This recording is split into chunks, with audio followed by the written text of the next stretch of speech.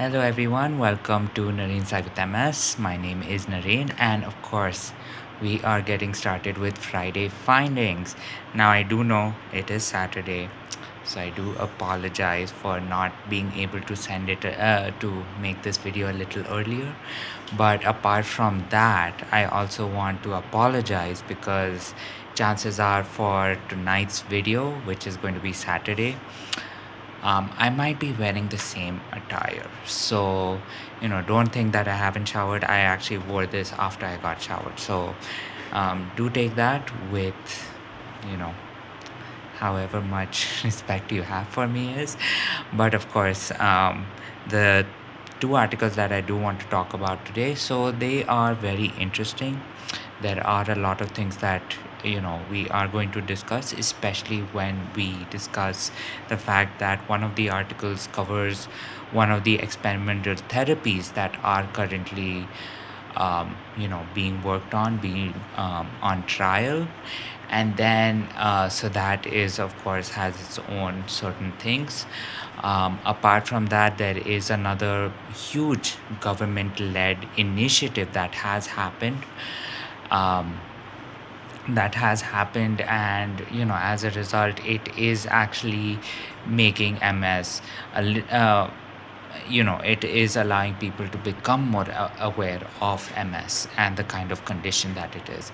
So we will talk a little bit about that, and then of course, just like I did a few months ago, I will talk about another athlete with multiple sclerosis who has actually managed to beat the odds and do something great. So there is that as well.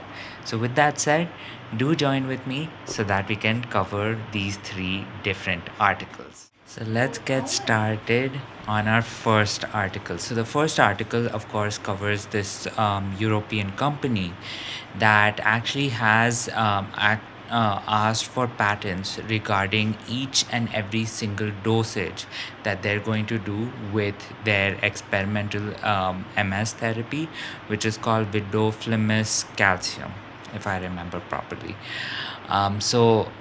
Considering that this drug maker is already available, is already ready to with the patents regarding all of its dosages, means that it is very this drug company is probably very sure of the fact that they can actually provide quite a few MS patients with better therapy than they currently have. Now, one thing I do want to say is that there are a lot more therapies that are now on the market for MS, right? I remember when I started my therapies, there were maybe about 6 or 7 different medications available, and that number has definitely multiplied over the past few years. But of course, this does mean that that this drug company is definitely very sure of the fact that vidofludimus calcium does get approval and does have very good trials, so that we can definitely see it on the market very, very soon. So that was a little bit about the first article that I wanted to talk about. So yes, please do share your thoughts on this. Please do share your insights. Please do share what are your experiences with certain drugs that have been that have been trialed, and a lot of people had very high hopes. And here I'm referring to, of course, PIPE 307. But yes, please do share your experiences on that. So with that said, that was article number 1. Now let's continue on to article number 2. On to the second article, and I'm actually very excited about this article, considering that it actually covers certain things about India.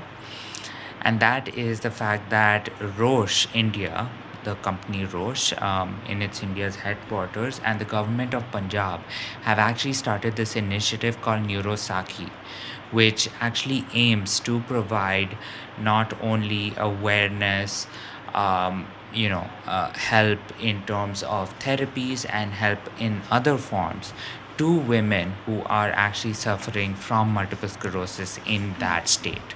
Now, this, of course, is very, very helpful, of course, to the community, especially considering that cases, MS cases being found out in India have actually been increasing steadily over the past few years, which means that, of course, when we do have a country that has people on many levels, many economic levels, it means that there have to be certain awareness programs, there have to be certain therapies that can actually appeal or work for people who are probably not in the highest of economic levels.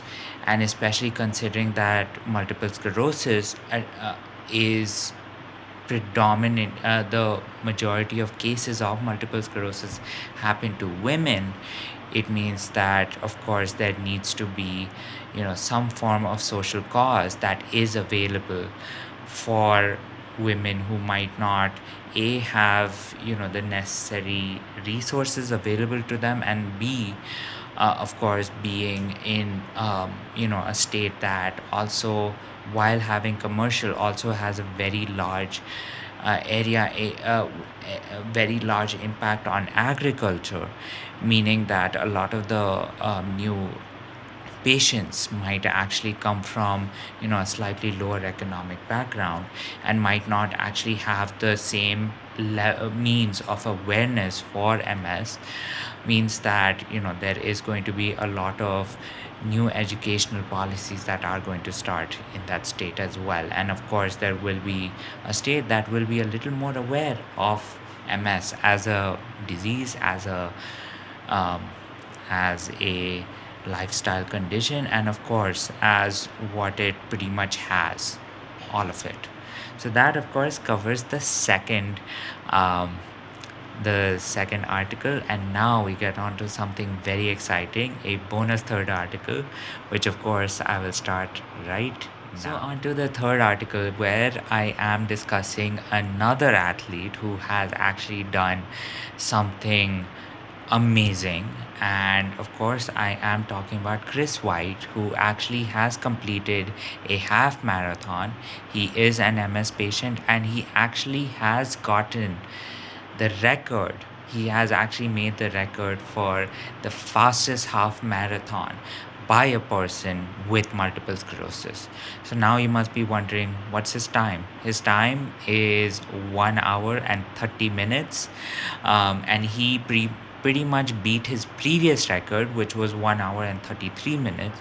And funnily enough, his doctors were actually telling him or suggesting or encouraging him to sit this half marathon out. So this is, of course, a huge thing. I do want to say my heartiest congratulations to Chris White, and I do hope that there does come a time where I also have the ability to run, or at least be as active, so that I can also you know try to get on these people's levels. So on these athletes' levels. So this, of course, is a really big thing. And of course, it definitely shows me that, MS is, while it is a condition, it also can, there are definitely things that can be done to beat it. And as a result, never to think yourself any smaller because you have this condition. So with that said, that is your bonus third article. And of course, you can read a little more about it in all of the links that I'm going to share in the description section. So please do read this article. And yeah, please do also wish Chris congratulations for doing what he actually managed to do. So that is article number. So with all of those articles that I shared, and I hope you like the fact that I added a bonus article. There, of course, are some great things that are happening with MS, some great things that were happening with MS this week. And of course, with that said, the future does look a little bit brighter with MS. And as I said before, we always want to try and see if the next day if today is just slightly better than yesterday. And I do like to, when I do read such good articles, such positive articles about a condition like MS, I do have a slightly higher, um, have higher hopes for, each day being a little better than the previous one.